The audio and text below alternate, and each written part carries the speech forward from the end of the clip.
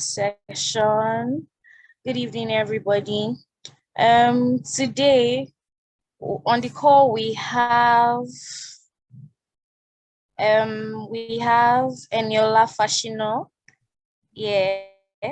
and she's going to be taking us on making your business investments ready. So I'm just going to give like a brief summary of Eniola Fashina. So Eniola Fashina is a skilled investments associate at the Chrysalis Co., which houses the Chrysalis Capital, an emerging market-focused tech fund, and the Chrysalis Advisory, a financial investment and strategy firm. She has diverse industry experience in technology industry, ranging across fintech, health tech, edtech, and agtech. So far, she has provided transactions, advisory service to technology companies who have collectively raised over $450 million. Eniola is a data-driven and keen about helping businesses unlock value. So please let's listen carefully to what Eniola Fashina is going to educate us about, and let's be open-minded to learn a lot. So Eniola, over to you. Thank you. Thank you very much, Ajike. First, I'd like to say thank you to Ife and the economy team for putting together these Lightbox sessions. I think it's very enlightening for women who are either looking to raise funding or are looking to access some opportunities in the ecosystem. I think it's very interesting that you're doing this and you're putting your time into it, right? So like Ajike mentioned, I'm Eniola Fashina. I'm currently an investment associate at the Chrysalis Co. And we're primarily focused on like financial advisory services, but we also have an investing arm, right? Where we do like some small ticket transactions in early stage companies. We focus primarily on early stage companies in the technology sector. So today I will be discussing about making your business investment ready. And to be honest, this is a very broad subject because there's just so many areas to consider and to go into, right? Which I honestly don't think 45 minutes will ever be enough to explore. But the truth is, the objective of today's session is not to give you, everything you need, right? It's to say, what are the building blocks that you need to establish, right, to make your business investment ready. And then, based on that knowledge, you start to like develop from that position and figure out how to make your business optimal, how to what kind of information investors are interested in, how should you position yourself for investment and all of that. So I will primarily be I'll be making a presentation. I kind of like together a very short presentation slide just to help with the walkthrough, because I know people like to see things, so it's easier to have something to look at, especially given a long call that this is. So the first question always for me, right, regarding making your business investment ready is why are you trying to raise money, right? Why are you trying to raise money for that business? And this can come off as very basic because automatically like, oh, I need money, that's why I'm trying to raise money. But oftentimes I've realized that founders are usually not able to answer this question. They have ideas like, I'm trying to raise money because I want my business to grow, or I'm trying to finance this asset, or I'm trying to do something. But is it enough from an investor's perspective, right? Is that what they're looking for in companies that are trying to raise money? So in the next couple of sessions, we'll be going through what investors want to hear when you say you're trying to raise money, and also some of the questions that you need to answer right? Before you venture into that fundraise process, what are the things that you need to address as a business owner and as a company? So the first thing is that you have to understand that businesses have different stages. And from an investment perspective, we like to consider it from, there's a pre-seed stage, but I started as seed here because that's where it gets serious. So there's typically a pre-seed stage to usually like an IPO stage or an acquisition stage, whatever that looks like, right? And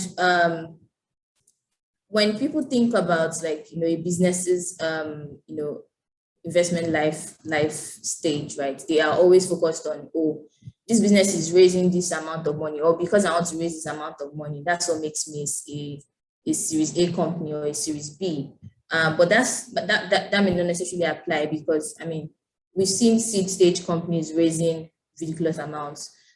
We have, typically the range is usually between 25,000 to 2 million.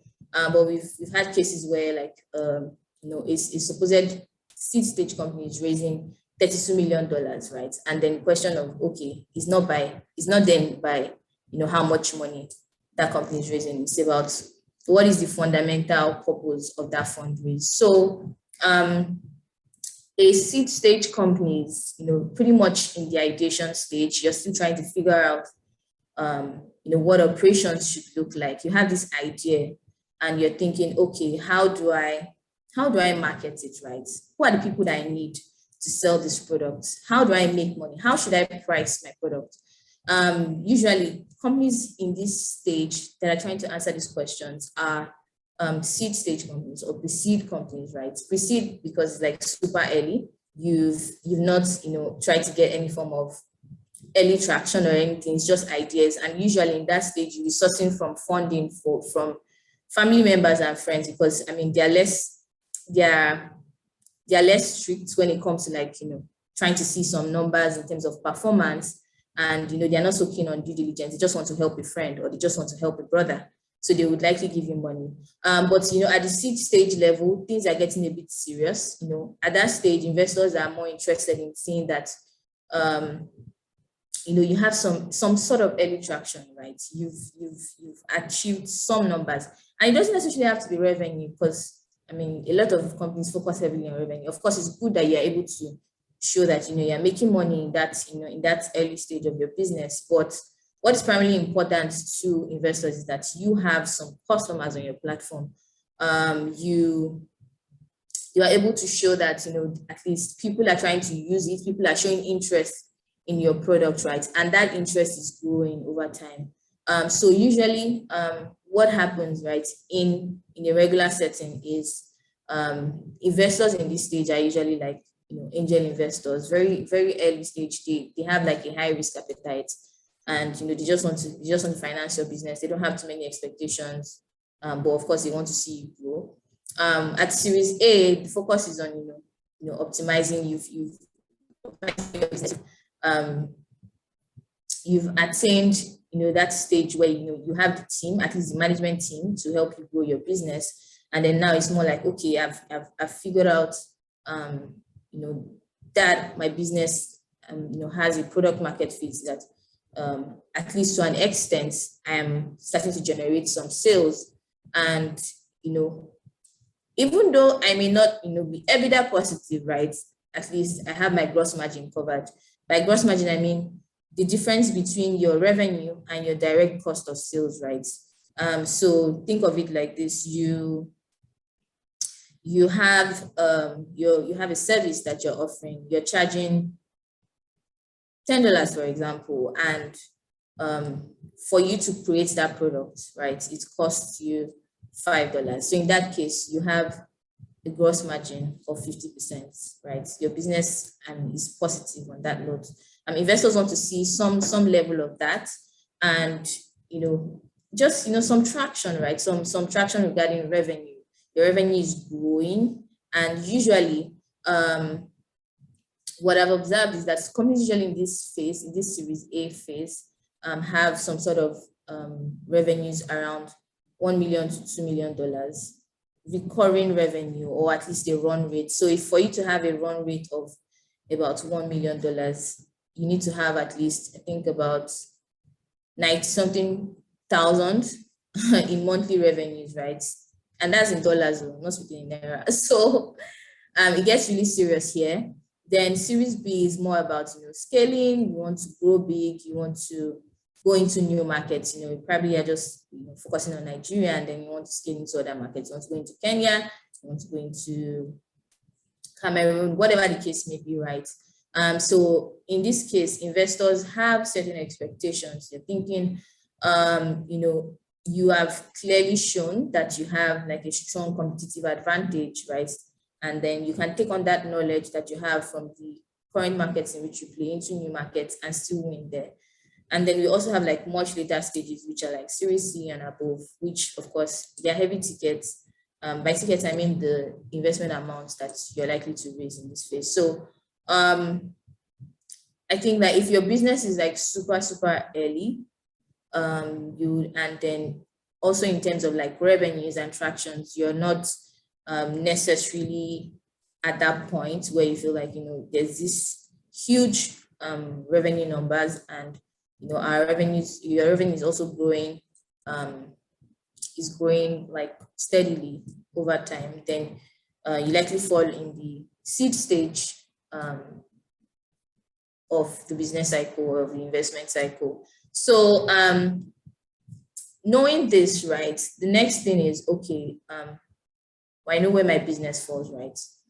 I'm still in this idea stage, or I mean, I've figured out how to market my product, but my revenues are not there yet in terms of what investors would typically want to see in a Series A company.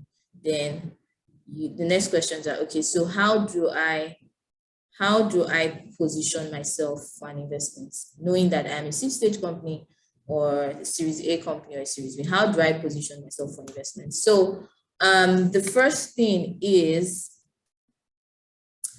you have to be able to answer the question of why, right? So as a business owner, I know that in some areas, or at least what I've come to experience is, some people start up businesses because a lot of people are doing it. Like, for example, there was a time where, like, this is just a basic example, right?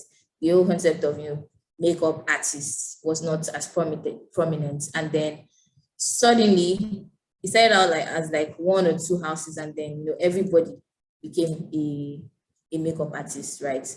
And then in that case, it's not a bad thing. It's not a bad thing if there are a lot of market players. But the question is, when you get asked like, why did you start up that business? Can you adequately explain the problem that you saw that made you go into starting that business, right? And I'll give an example. For example, the Uber we use today. The idea behind the business was, the founders went for a conference, and they were trying to hail a cab. So usually what happens is, you just stand by the road or whatever, and you're trying to get a taxi and all of that.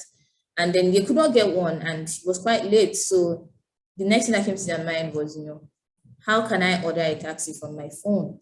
And being able to identify that problem of, it's hard just based on their own experience. It's hard to get a taxi. They sort of thought about a solution to solve that problem. So, and again, that problem is beyond them, right? Of course, it was a personal problem at the time, but it was also a problem that was big enough. Like, a lot of people had that same experience, right? So they were solving that problem for a lot of people. So in this case, I think that it's very, very important. This is something that investors really, really want to know. Like, what was that thing that brought you, that made you start this business? What was that problem that you saw that made you venture into this business that you're currently in? And to be honest, you can always, I think there's always something. For me personally, I'm always looking for like a personal story. Like, what was that thing? What was that trigger for you? What was that push for you to start that business, right? And then being able to tell that story, with a lot of passion, because it's very important. People want to see that you're passionate. Investors want to see that you're passionate about your business, and you've also got some skin in the game in terms of some financial commitments or whatever that looks like, right? So if you're able to answer this question about why you started business, then you've made some progress in terms of determining what investors want to see in your company. So then that will take us to what next investors want to see, right? Investors want to see some form of early traction. And again, it depends on the stage of your business, right? But I want to believe that at this stage, most companies are seed stage companies, still trying to figure it out and all of that. So in this stage, investors are very interested in seeing like the working prototype of your product. So you have a solution, a service, or whatever that looks like, right? You have a product that you're trying to sell, and then I mean, it's still a work in progress, but at least you've gotten something that people can use, right? Investors want to see that it truly works. So if, for example, you say, oh, I created this platform that allows buyers and sellers connect to each other, and then an investor is saying, oh, that's nice, let me try to sign up and all of that, and they're trying to sign up, and either something is happening, they're not able to sign up, or like there's issues, then I mean that defeats the purpose of you having a working prototype. Because if an investor is trying at that point in time and they cannot use your product, then there is already a break in trust as to your target customers, right? Or whoever you claim to be selling to being able to use your product. So that part has to be on check. Then also, like, investors are interested in seeing like if you sold to anybody, are there any early interest? This is very important. I'm not going to say it is more important than making revenues, but it is as important as making revenues. You need to be able to show that people are willing to pay for your products, right? And it could be like it may not necessarily be massive in the beginning, but like being able to show that, okay, I was able to market this product to 10, 20, 30 people, and they all paid for it, right? It's very important. Then investors also want to know, like, what are your distribution channels, right? How are you selling that product? If it's a consumer goods product, for example, they want to know how many supermarkets or whatever that looks like have you been able to onboard, or how are you selling? Or is it a case where it's just family and friends that are buying from you? Like, what does that look like? Essentially, that level of detail is important. Investors are interested in seeing that there is a huge market, I mean, outside of your existing close-knit network. So by close-knit network, I mean like beyond, oh, family and friends are buying. Family and friends likely buy from me because I mean they want to be nice people. But beyond that, like, are you selling to anybody outside of that space? And then how are you also looking to scale that bit of things, right? So in terms of scale, then another area of interest is seeing that there's a huge market demand for your product. So this is always this is always a very, very interesting one, because what I've come to discover is that most of the time businesses are not able to hone down to the very last detail of who their target customers are. So for example, if you say, oh, I have this product, it's a beauty product, for example, right? It's a beauty product, and you say, oh, everybody can use it. No. Yes, maybe everybody can use it, right? But you have to be able to define like who exactly you're targeting. For that beauty product, are you targeting university students, or are you targeting like working class people, or are you targeting much more older people? Like, what does that market look like, right? How would you define who your target customers are? You need to be able to get into the details, to as granular as what their age bracket would likely look like, their geography, like where they are based, things are like, okay, is it primarily male or female? I mean, if it's both sexes, then fantastic. But if it's a product that is focused on one segment, you need to be able to show that. You also need to be able to show that it's a product that people want to use, right? It's a product that a lot of people are interested in. So, and I'm going to go back again to my example, my initial example of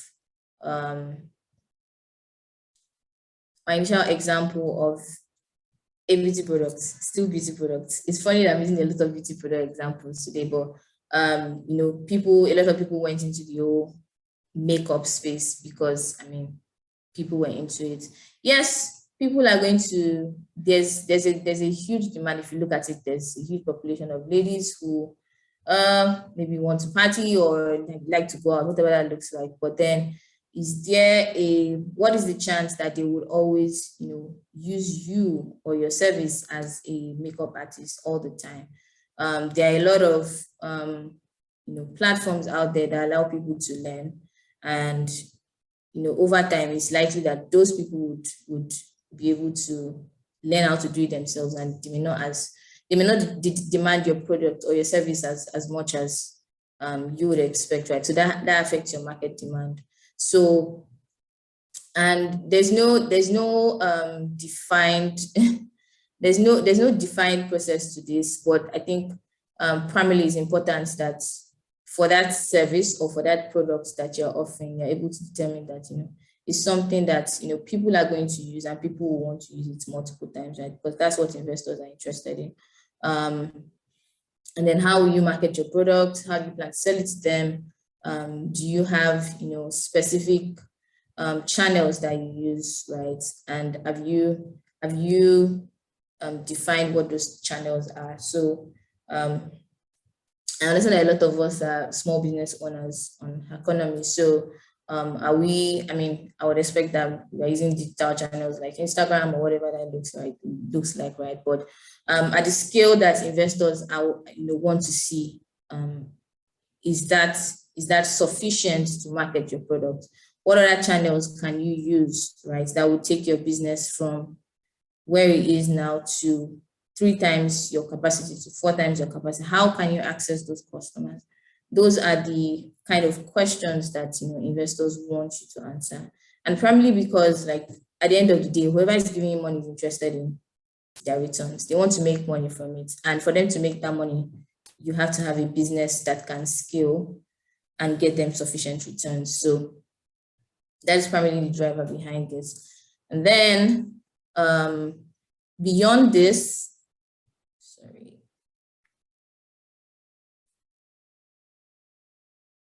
yeah. Okay, so beyond this, there's also the aspects of competitive advantages, right? What makes your business special? This is kind of like a dreaded question that most businesses have. And I recall a conversation that I had once with a colleague of mine, and then it was like, oh, he was asking this business owner, what makes your business unique? And it was like, it's unique, none. And I was like, I get that sometimes it's hard to get down to it, but at the end of the day, right, you have to understand that the primary objective of the investor is they want to give you money because they believe that your business can scale, right? And for that, you have to show that you have to give them enough reason to believe that it's a business that can win despite whatever is happening in the market. So some of the interesting things that investors are looking out for here is you've been able to show that, okay, so far, even though there are all of these competitors, but for our existing customers, they choose our platform. They've been on our platform for a period of 1 year, or they've been actively using our platform for a period of 1 year, or for a period of 2 years, whatever that looks like, or show that you're competitive because you're focusing on this part of the market as opposed to your competitors. And I'll just give a high-level example now. For example, there's if I think of a business like PiggyVest, for example, it's offering savings, right? If you think about it, your bank is also offering you savings in your. You can open a savings account. You can also like do some minor investments with your bank, right? But PiggyVest has defined its market in that it's focusing on like millennials and young people, and it's also making that process of savings very easy.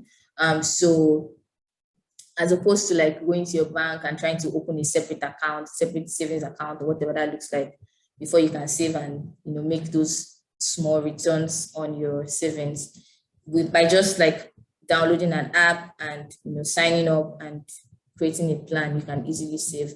So that is a competitive advantage, right? And it's important that as a business you can determine what makes you different from your competitors. Why would your competitors choose to use your service as opposed to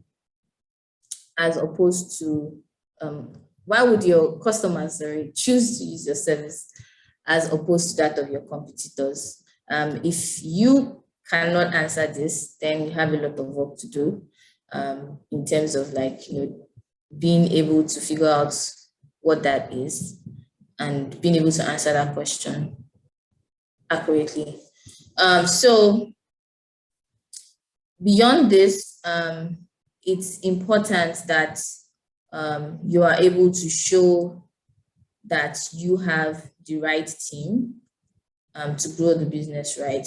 And usually what happens in this case is there's always a lot of confusion as to, oh, maybe they want to see that, I have 10 employees or 20 employees. It's not necessarily about the number of employees that you have.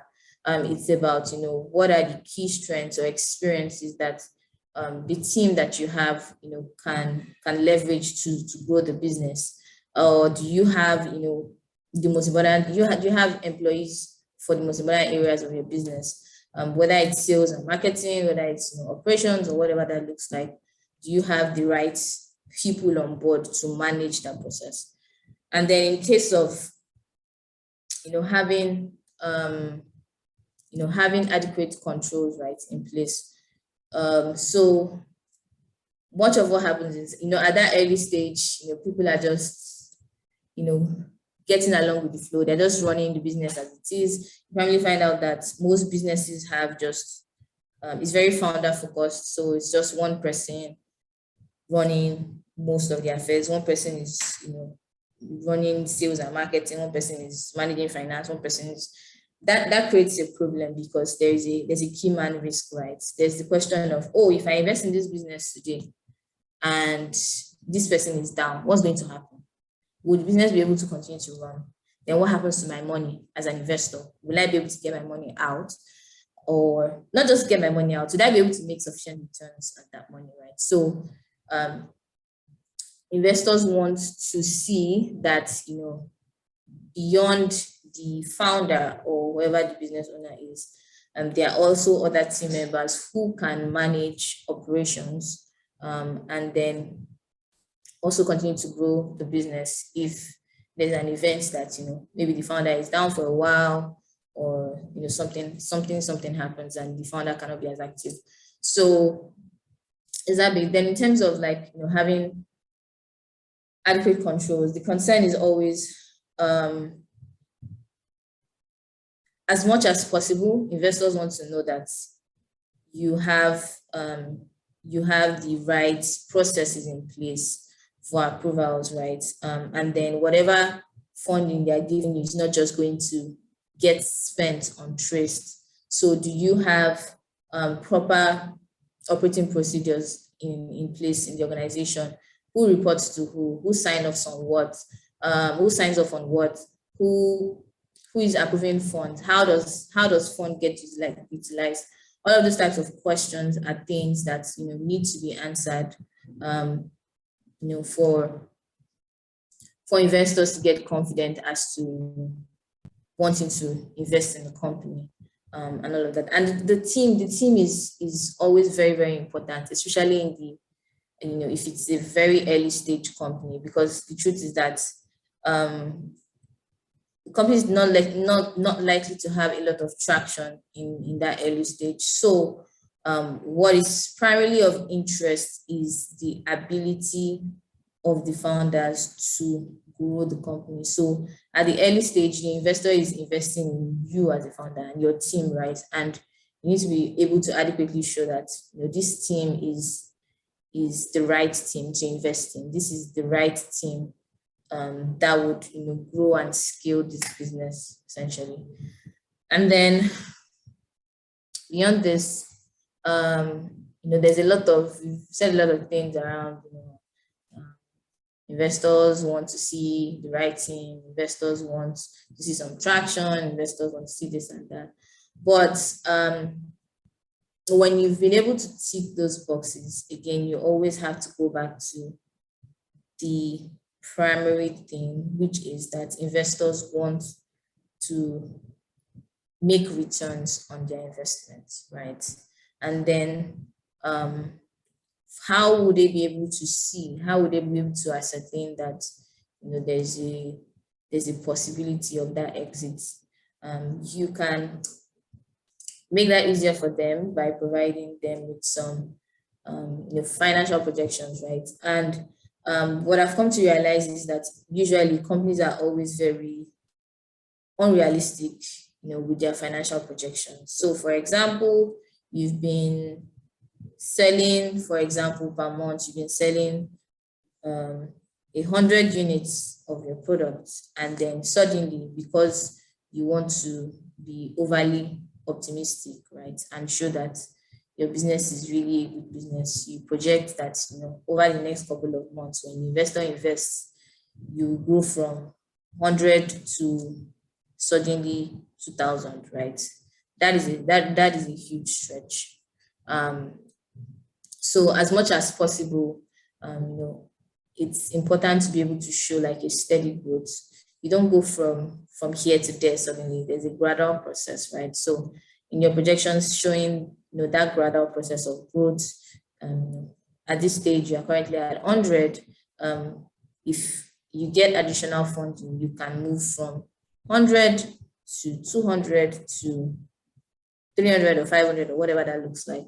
And what would also give investors some level of confidence as to these projections is seeing the efficiency of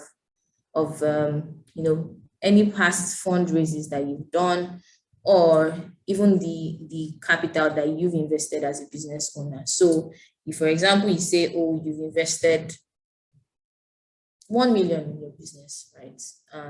How efficient have you been with that 1 million? How many customers were you able to onboard? How much revenue did you make, with that 1 million that you invested in your business, right? And then having that in mind, it's like, okay, if you had 1 million and you were able to do this, if I as an investor give you 3 million, for example, I'm expecting that you'd be able to also triple the performance that you have had with the initial capital that you put in your business, right? And also, like, it's important for you to be able to show a well put together projected financials, like detailing your income statement, your balance sheet, and your cash flow statement. So your income statement shows your financial performance, right? It goes into details as to your monthly revenues or your annual revenues, what cost items, what costs do you have to incur to be able to offer that service, or to be able to market that product that you're trying to sell, right? And what I've also discovered over time is that again, still on the concept of businesses being aggressive. For example, let's say you've been selling your product for a while and you've not necessarily been mindful of your unit economics. You've been, for example, selling a product for 1,000 naira, and it actually costs you for you to actually create that unit of product. It costs you 900, right? It means you have 10 margins, right? Because you're only making 100 naira per sale.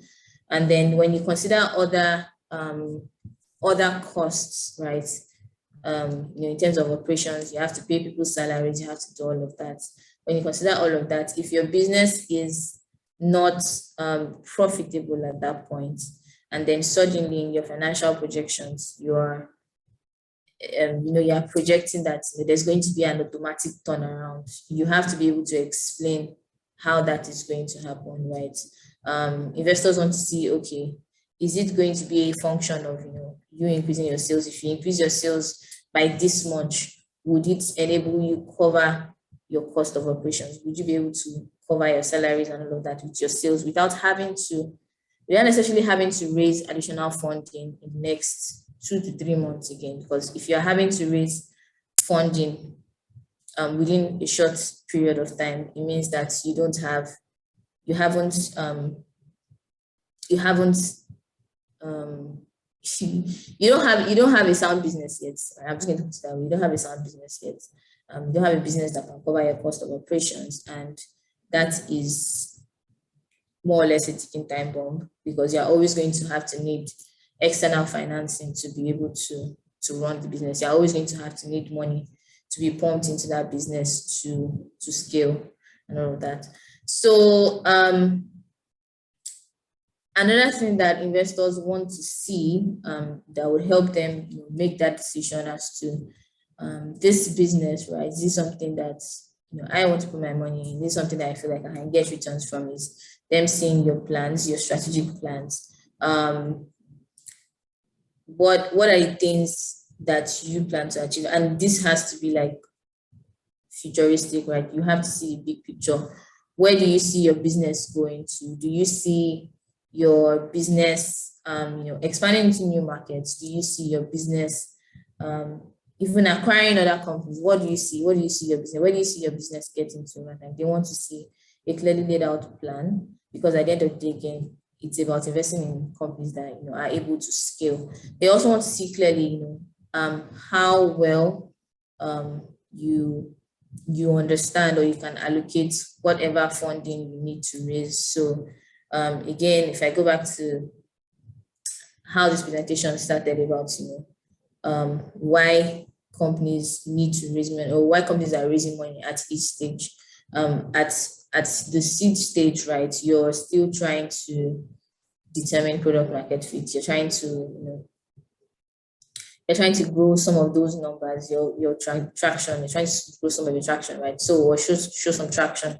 So the primary focus here is seeing that maybe you need to hire some members of the management team, right? And that will definitely cost you money.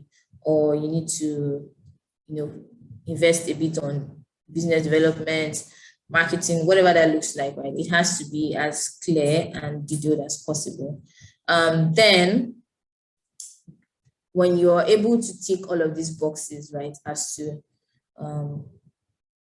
being investment ready, right, the next step would then be how do I find my investor, right? How do you find your investor?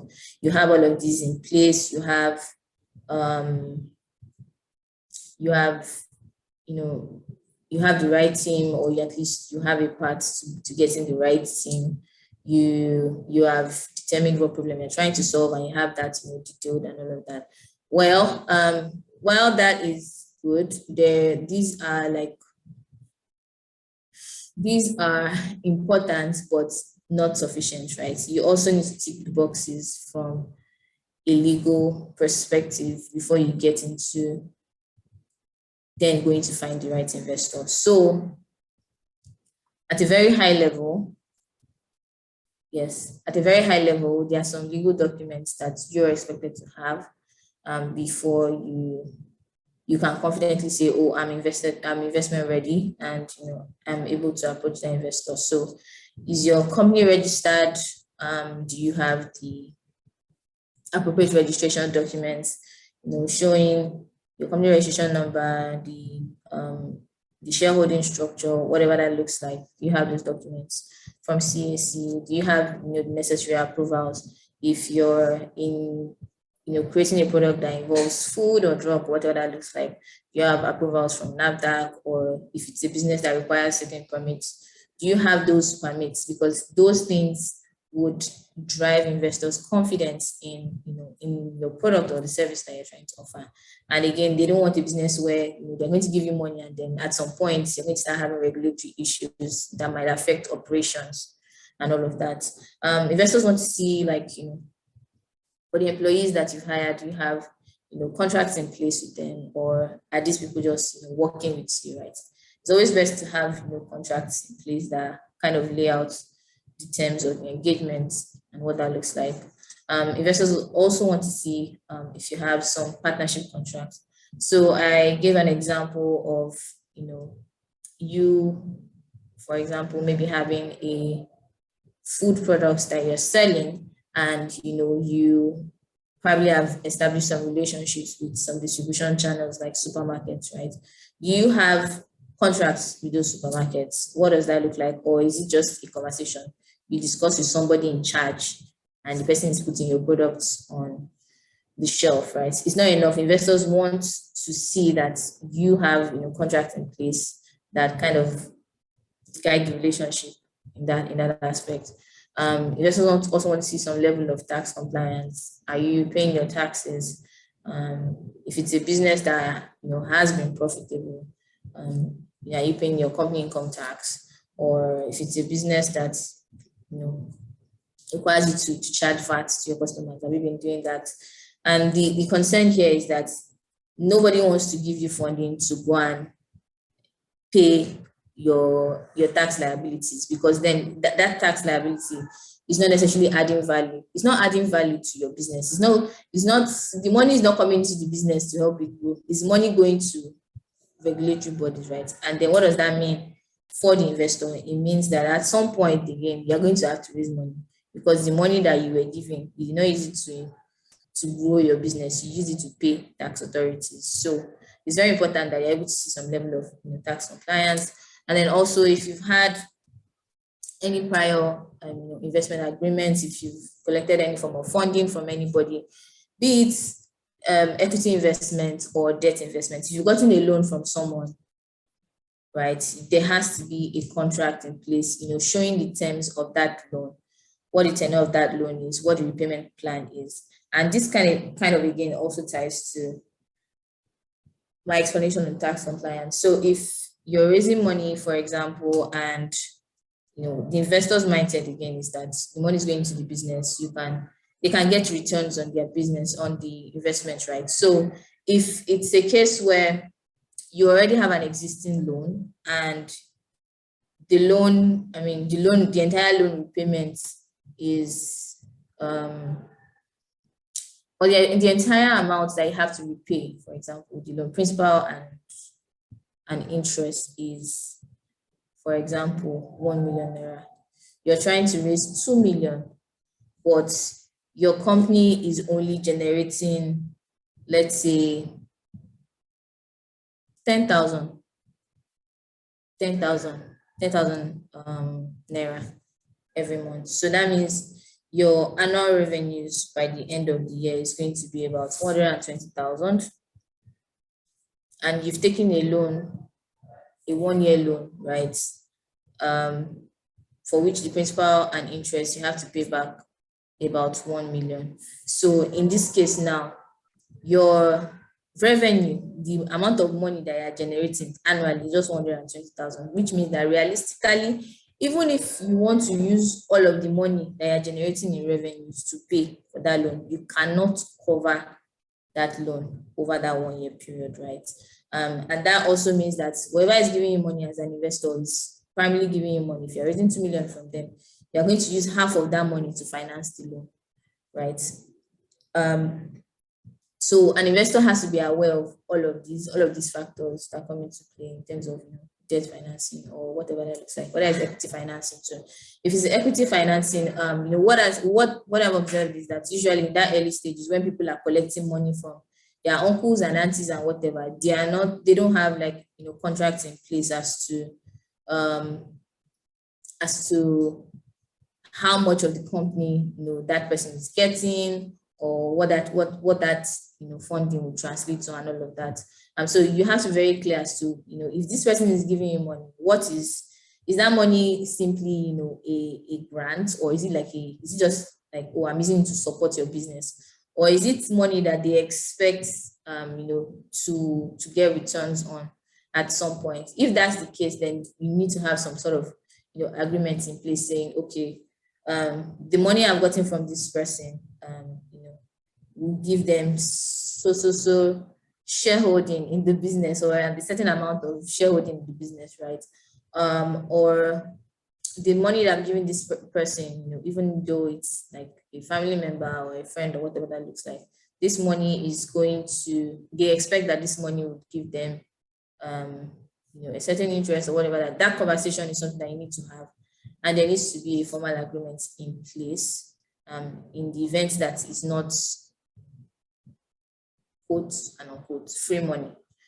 So those types of things are, important documents that investors want to see from a legal perspective, to be sure that your business is fine, and there would be no potential problems that would hinder them from getting their returns, at some point when they plan to exit.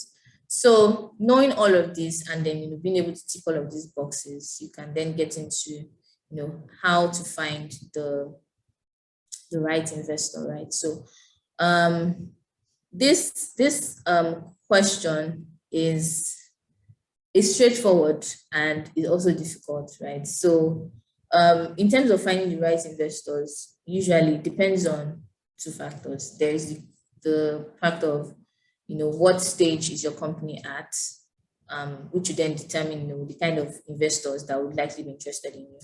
But also, it also includes, like, knowing how much money, you're trying to raise, and then what kind of investors invest that amount of money, or invest at that stage of your company.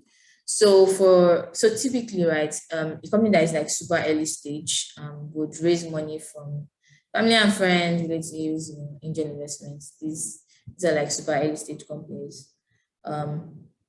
Still trying to figure out their business model, or have figured out their business model, and are still trying to get some early revenue, whatever that looks like.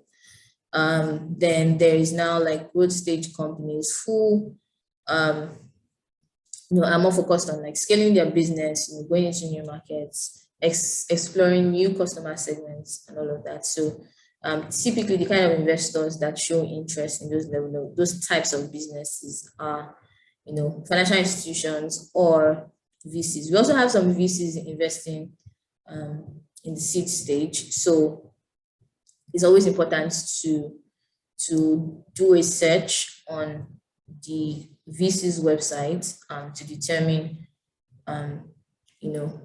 if your company is at the stage that they're interested in.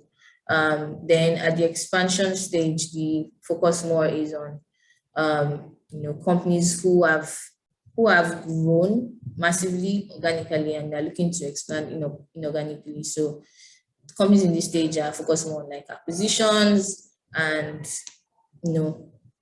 how can they grow into, or how can they get into other markets without necessarily setting up locally there, and all of those types of things. So companies in this stage are closer to getting an IPO, or listing on a securities exchange, and all of that. So this is on the company stage in terms of determining where your company falls, right? If your company is like super early stage, then likely you'll be trying to raise money from family and friends or relatives. Now, depending on how boxed up your family and friends are, how what other investors you can consider in terms of whether it's angel funding or seed funding. Now, to get into the amounts, right? What kind of amounts do you need to be fundraising to approach certain types of investors? If, for example, you're trying to raise an amount that is less than $25,000, it's not a lot of money, right? Usually, the best approach is to source funding from family and friends, or to source from debt financiers. So that would be your banks or your digital lenders, whatever that looks like. Now, the thing that you need to note with about lending from digital lenders or debt financiers in general is that they are looking for a consistency in cash flow. Consistency in cash flow being that, every month or whatever your repayment plan looks like, you are able to pay back the interest on the loan. So if your business is generating, let's say a million, okay, maybe not a million. If your business is generating maybe 100,000, right, monthly in revenues, and then when you take out all of your cost of operations, you do not or will not necessarily have cash, right, left, then you likely might struggle to get money from debt financiers, right? Because the concern is always, oh, is this person going to be able to pay back the interest and the capital on this loan? And then there's also something that companies typically miss when they're trying to raise money from debt financiers, right? It's simply the issue of not doing the math. So if, for example, you're trying to raise debt funding from a bank, right, or a lender, whatever that looks like, and they're saying, okay, the monthly interest on our loan is 5%. That's not a problem. Now, you are trying to get a loan of, again, let's say, for example, 1 million, right? And you're supposed to pay 5% per month on that loan for 1 year. Now, the question that you need to ask yourself as a business owner is, what is 5% of 1 million? 5% of 1 million is about 50,000, right? 50,000 monthly. You're supposed to pay back 50,000 naira monthly on that loan. Will you be able to generate revenues, right, that are way in excess of this 50,000 interest payments? That's just focused on interest payments that you have to make monthly to be able to conveniently pay back that loan. If you have a business that you are currently probably generating 20,000 or 30,000 per month, and then you get the loan of 1 million, they are supposed to be paying 5% monthly. There's no way that you're going to be able to pay back the interest on that loan. So understanding the dynamics that come into play with respect to that will also kind of like help guide the decisions around whether to take debt financing or not. And then with respect to like equity financing, angel investors are typically like wealthy people, super wealthy people who invest in companies and at a very early stage companies, right? So their objective usually is that they want to exit likely within 1 to 2 years, or max 3 years, right? And then their plan usually to do that is to see that your company can actually raise additional funding additional funding at a higher valuation to help them exit at a reasonable return. So you need to be able to show that to them, right? That your business is a business that within the next 1 to 2 years would have grown significantly and would likely need additional funding. And as such, these investors can actually exit, these angel investors can exit, right? And usually they invest ticket sizes of 5,000 to 100,000. Now, I'm sure you're wondering, oh, how do I know, like, how do I find my angel investors? So usually what happens is, based on SEC definition, an angel investor is someone who either has assets that are in excess of $1 million or is making annual revenues. I'm sorry, I said annual income of at least 200,000, right? $200,000 per year. And if I mean, I don't know. I don't know if you have a lot of people in your circle that make that much money, but usually angel investors are kind of, it kind of requires a lot of work for you to be able to find them, because I mean people's wealth is kind of like private information and all of that. So you may not necessarily be able to determine that. But from a Nigerian perspective, you can leverage um, angel networks to be able to, raise money, right, from angel investors. And there are a number of them in the market today. So we have like the rising tide. Rising tide, for example, focuses on women in their investing. So you can raise money from them. There's also like the diaspora network. There's a number of angel investors out there, angel investor networks that you can leverage out there to raise money. Well, it's important that you do some homework in terms of what these investors want to see in your business, and then you also try to adapt your business model to what they want. And I also know that for some of these companies, they allow you submit your pitches on their platform. So you can always, apply on there and then get sent across. Or better still, you can make a connection, try to make a connection with someone, in that company, right? Someone who is maybe influential in that company, and then just tell them about your business, how your business is progressing and all of that, and that would help you get the foot in there, as opposed to submitting your application just like everybody else.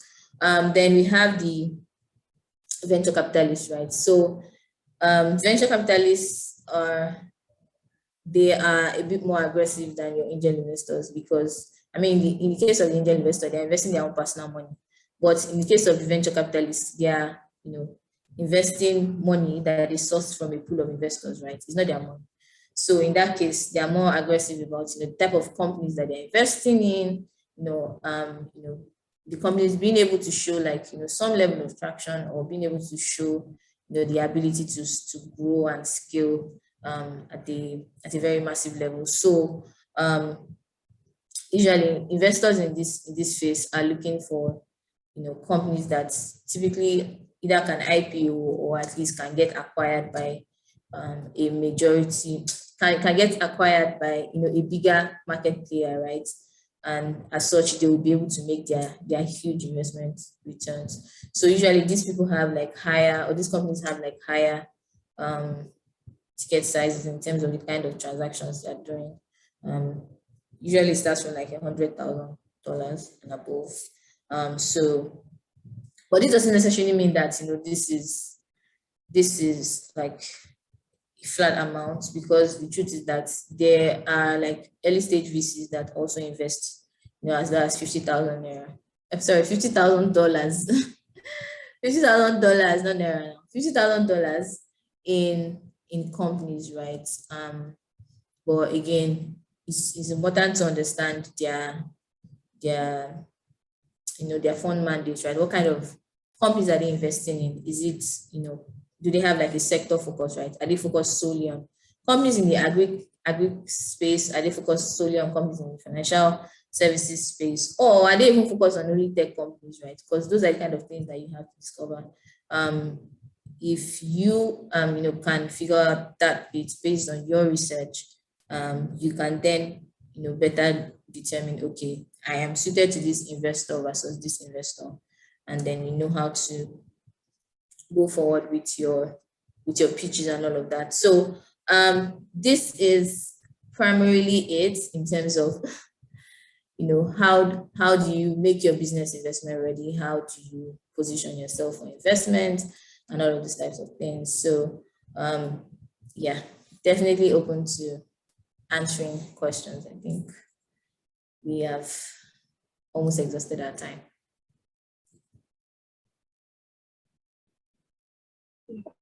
Wow, thank you very much, Eniola. It was a very, very, very, very insightful session so far. So I have like a question. So listening in, and I'm thinking, must all the requirements you shared be fully met so far? Like, let's say I have a good team and things, like, could that be an obstacle?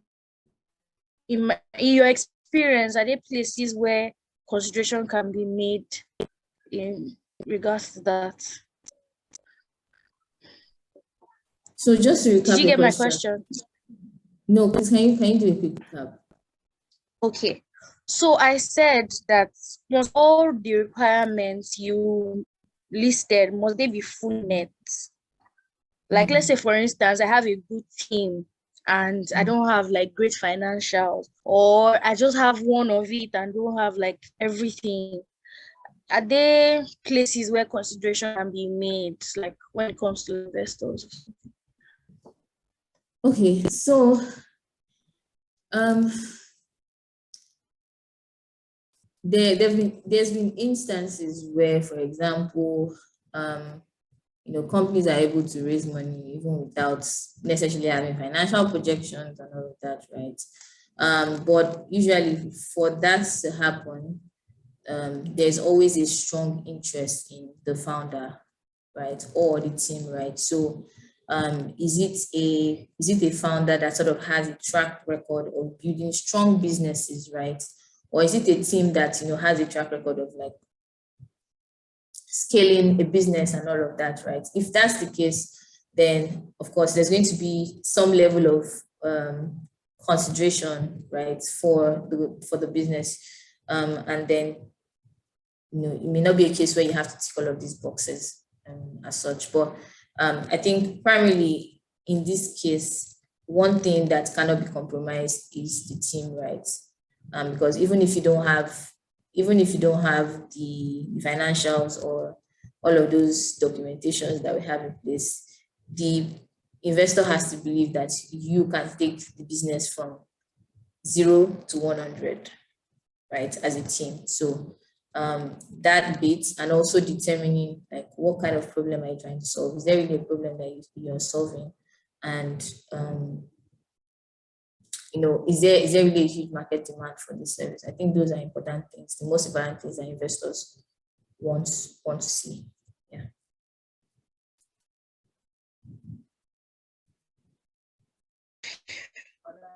Thank you very much, Eniola. So I think I'm going to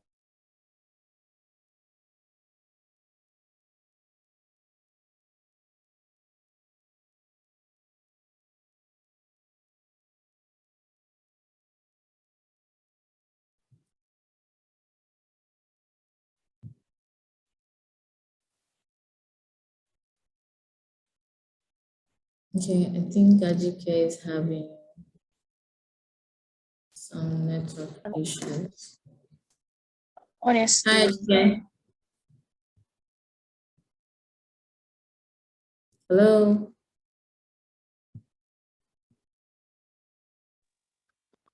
We'll give us some time. Hi, Hello. Eniola. Oh, okay. Okay. Yeah, please ask your question. My question is that thank you guys for the workshop you put together. I'm not a founder or I don't have a startup, but I think I've seen this on Eniola, Her Economy, and I just thought to join just to listen, get an idea of what happens in this industry. My thoughts are directed at Eniola. Eniola, is it possible to continue this conversation with you out of this Zoom meeting? Sure. I know this is wild asking you to maybe 16 participants and everybody listen. How do I reach you? Are you open to, and how do I reach you? Okay, I'm definitely going to send you a private message on the chat box on how you can reach me. Yeah. Okay, I know I reached out to you on LinkedIn, but as soon as I saw the invite, I reached out to you on LinkedIn, hoping that I could book a coffee session where we could just chat. But you're obviously preparing for this wonderful meeting to deliver hot, which you've done. So yeah. No worries. Please, what's your name on LinkedIn? Loretta John. Oh, okay. Are you one of those who select who you accept? Absolutely not. Absolutely not. Actually, I just asked because I want to send you a private message on Yeah, chat. Loretta John. Okay, so I'll look out for it. Before we make this our personal WhatsApp group, I would mute my mic and look out for your invite. Thank you so much, guys. Appreciate. Yeah. Thank you. Okay. Thank you so much, Eniola. Thank Thank you. you. This was a very insightful section.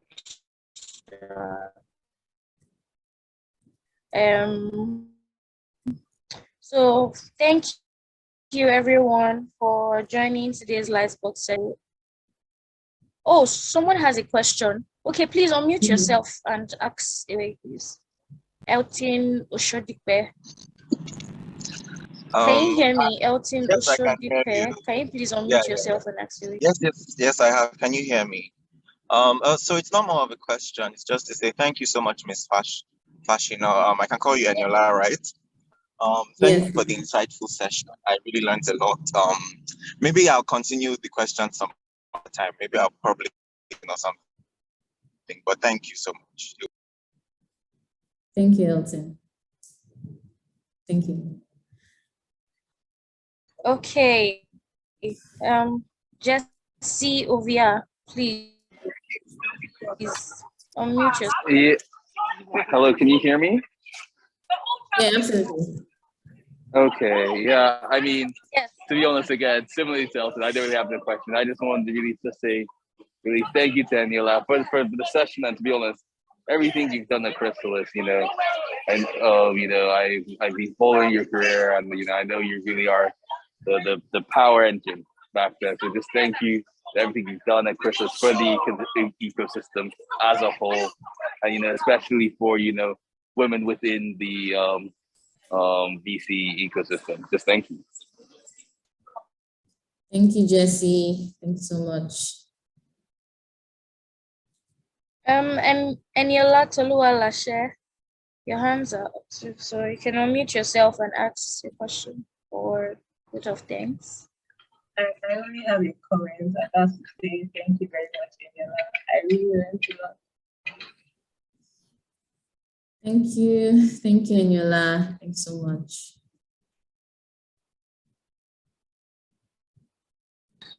Okay, thank you everybody for joining today's Lightbox session. We see you next time. Have a great night. Good night, everybody. Good night. Thank you.